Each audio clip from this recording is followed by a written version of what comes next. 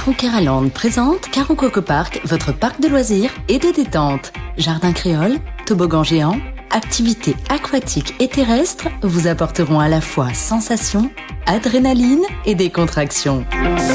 Régalez-vous dans son restaurant, le Coco Blue, ou dans l'un de ses snacks. Partagez des émotions fortes dans la zone de jeu Coco Game, où Escape Game, réalité virtuelle et maison de la peur vous offre un 3 en 1. Fêtez vos meilleurs événements avec Karo Coco Recept dans nos espaces privés lounge. Séjournez chez Karo Coco Lodge, des hébergements de charme, proches de la plage ou du spa. Karaland, le cœur de tous vos loisirs. Mayotte, actualité. Pour l'édition du jour, le rapport sur les atteintes aux droits migrants, campagne pour les européennes, justice avec l'affaire de l'eau à Porwani, éducation avec cette charte de la paix qui a été rédigée par les élèves, et nous finirons avec la coopération internationale.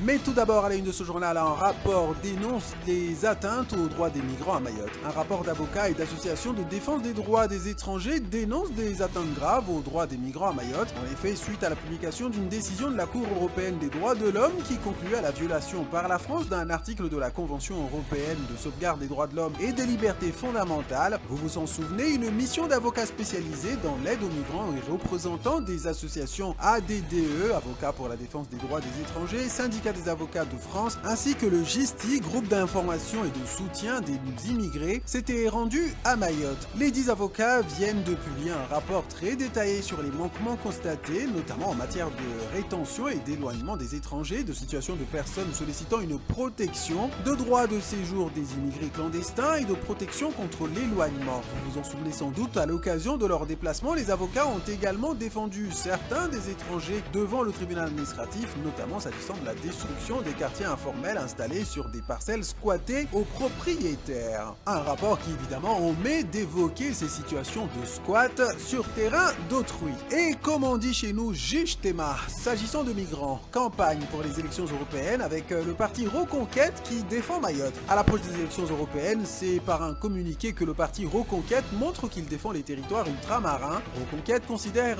les territoires d'outre-mer comme des atouts majeurs pour la France. Le communiqué met en lumière leur contribution à la présence française sur tous les continents et à la possession du deuxième espace maritime mondial. De la cathédrale Notre-Dame de Paris au centre spatial de Kourou, en passant par des sites emblématiques comme le lagon d'Ouvéa et le piton de la Fournaise, ces régions illustrent la diversité et la richesse de la France. Accordant une attention particulière à la situation de Mayotte, le parti Reconquête dénonce le grand remplacement que subissent les Mahorais, devenus minoritaires sur leur propre territoire. Ainsi, le parti appelle à la suppression immédiate du droit du sol à Mayotte pour lutter contre les arrivées massives de migrants en provenance des Comores. Justice avec ce procès concernant la distribution illégale d'eau à Chirongi en période de crise. Plus précisément à Porwani, vous vous en souvenez sans doute de cette affaire qui avait défrayé la chronique. Eh bien, 4 personnes originaires du village de Porwani dans la commune de Chirongi devaient comparaître hier dans le cadre d'une comparution sur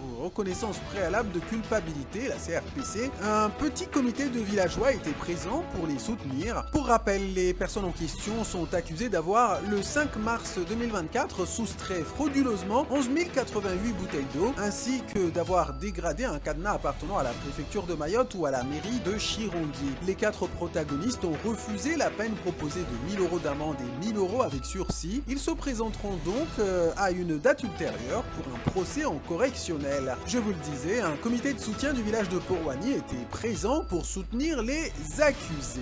Éducation pour la suite de ce journal avec les élèves de 5e du collège de Mtsamboro qui ont vécu une aventure pédagogique hors du commun. Dans le cadre d'un projet pédagogique intitulé 514 aventures, 29 élèves de 5e du collège de Mtsamboro ont vécu une année scolaire hors du commun en suivant une partie de leur enseignement en dehors du collège, en pleine nature et en rencontrant des habitants pour prôner le vivre ensemble et la paix. L'école en dehors du collège a été l'occasion de bivouaquer sur l'îlot Choisil, voyager en kayak, relier les villages de Mtsamboro, Mtsangamouji et Tsumoni à pied pendant 3 jours pour diffuser un message de paix entre les collégiens des villages du Nord. Ça a été également l'occasion d'effectuer de la plongée sous-marine, apprendre à nager et observer les oiseaux à la retenue collinaire de Tsumoni. prisonniers. Cette aventure à forte valeur humaine a également été l'occasion d'élaborer une charte de la paix qui a vu le jour grâce au travail des enfants. Un film retraçant leur aventure a été diffusé au cinéma Alpaggio et a reçu des critiques très positives. La vice-présidente du conseil départemental Zouria Moyad Ben souhaite mettre tout en œuvre pour que le film soit projeté au festival de Cannes l'année prochaine et le maire de Mtsamboro a l'intention de diffuser la charte de la paix des élèves auprès de ses administrés.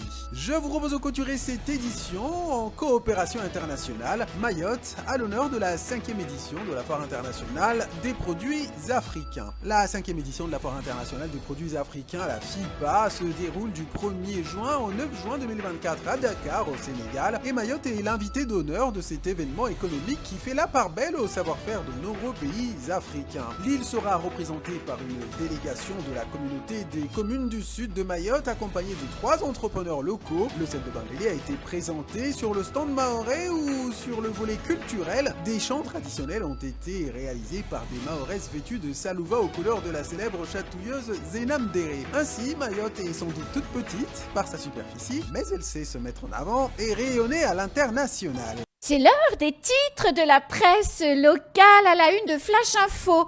Une réflexion fort intéressante sur à quoi servirait l'abolition du droit du sol. Est-ce que ça changerait en vrai quelque chose? Alors, c'est vrai que c'est des discours qu'on entend même pour des gens qui sont favorables à cette abolition du droit du sol et qui se disent bon finalement ça changerait quoi? En tout cas vous avez dans Flash Info une analyse. Le JDM a choisi de faire sa une sur le manque de professionnels de santé dentaires sur le département. Et puis à la une de France Mayotte Matin, ce rapport publié suite à Wambushu 1 pour faire un espèce de bilan de la gestion des migrants à Mayotte. Et c'est une association qui s'appelle l'ADDE, l'association de défense des droits des étrangers, le SAF, le syndicat des avocats de France, et puis le GISTI, le groupement d'aide aux migrants, qui propose un rapport de 48 pages. Complètement impartial. C'est de l'ironie. Oui. Rapport de 48 pages. Un rapport de 48 pages. Oui, non, mais je voulais être très objective. Christophe, vous m'avez coupé là. Oui, je vais au désolé. bout. Ils sont venus à Mayotte. Alors, dans le rapport, c'était écrit que c'était de manière fortuite, en même temps que le lancement de Wambushu 1. Chacun appréciera la fortuité de la chose. Ils sont arrivés à Mayotte au début de Wambushu 1. Ils en ont profité pour attaquer l'État sur effectivement les décasages. Rappelez-vous, Talu 2 qui a fait couler des heures et des heures d'audience au tribunal administratif, au tribunal aussi judiciaire. Comment ? Et de l'encre. Et de l'encre.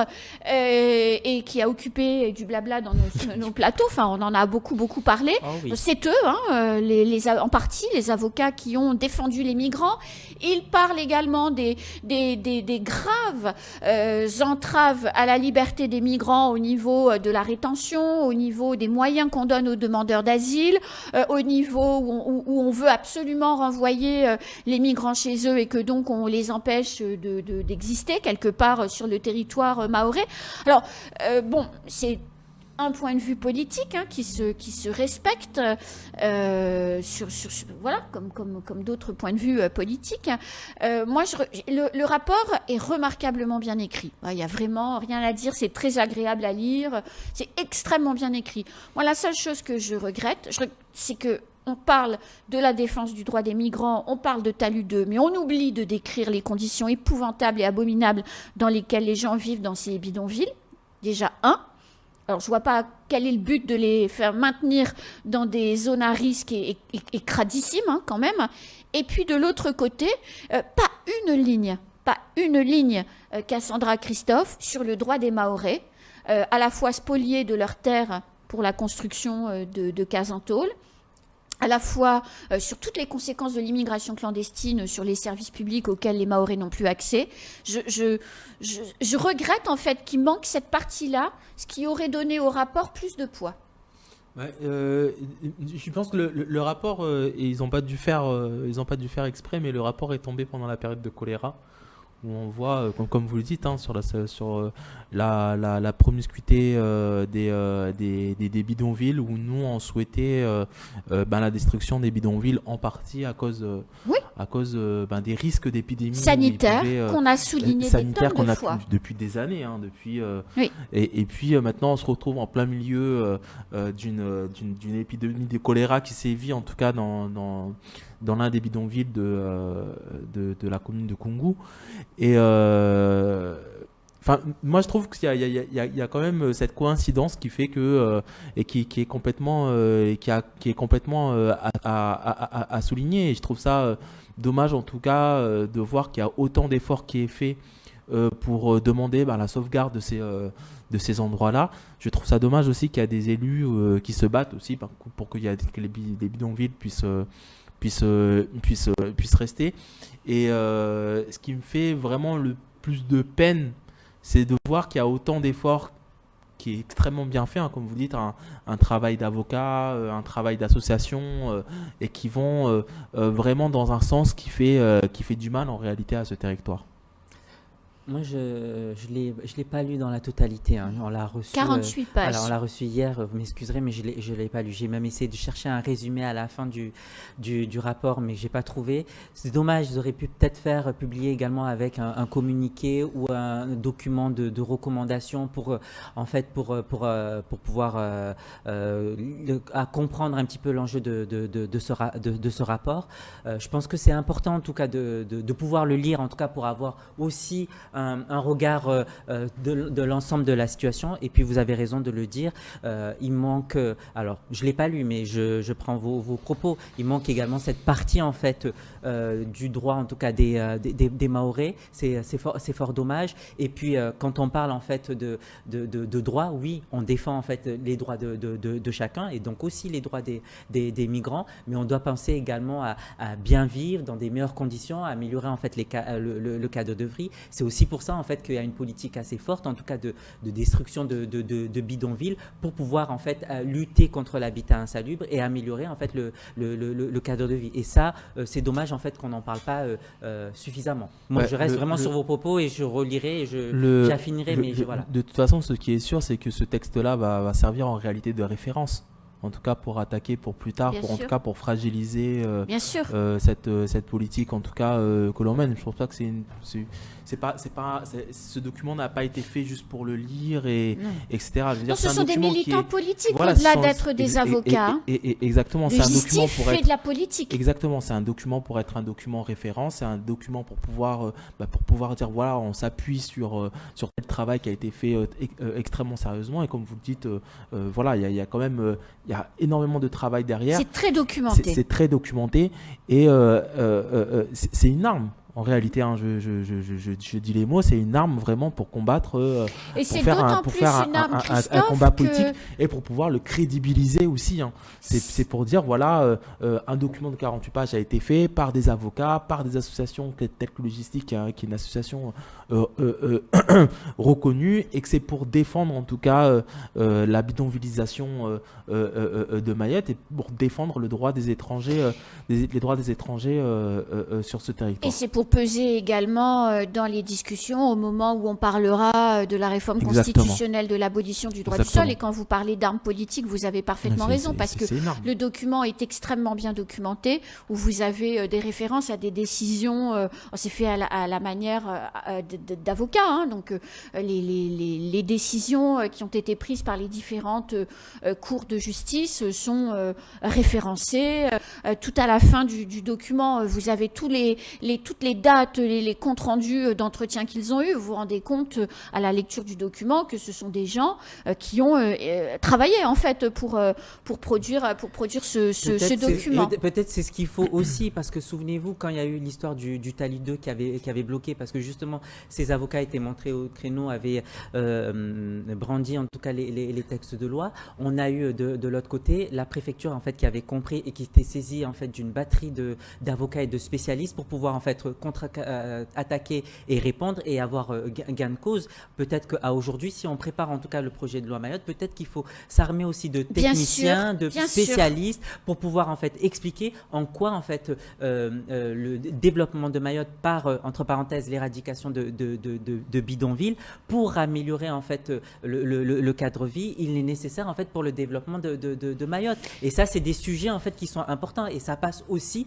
par la sensibilisation en fait des Mahorais. Et c'est pas un sujet qui se parvient du jour au lendemain. Ça prendra du temps, mais il faut aller dans cette direction-là. Alors, autre sujet dans l'actualité, ça m'a fait sourire quand j'ai lu ce communiqué hier, c'est Reconquête, Marion Maréchal, qui écrit au département d'Outre-mer, dont Mayotte. S'agissant de notre département, elle parle du grand remplacement, elle parle de pression migratoire insoutenable.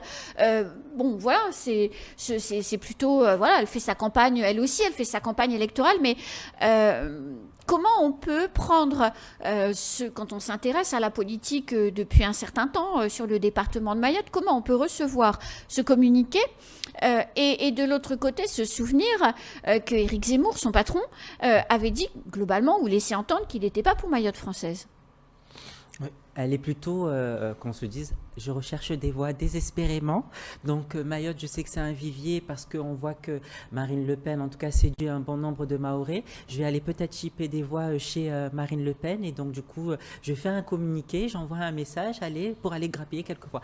Elle est complètement en campagne, mais aucun sujet de fond, clairement. Non, écoutez, je pense que la polémique est née quand Éric Zemmour était un chroniqueur devant à la télévision. Il y a eu le sujet de Mayotte qui était venu. Visiblement, il avait travaillé un minimum le sujet. Et c'est vrai que par rapport aux avis que l'on trouve, les recherches qu'on trouvait dans les années 90, début années 2000, et puis en réalité a cessé avec Estelle Youssoupha qui a donné une version beaucoup plus souverainiste, en tout cas de Mayotte française.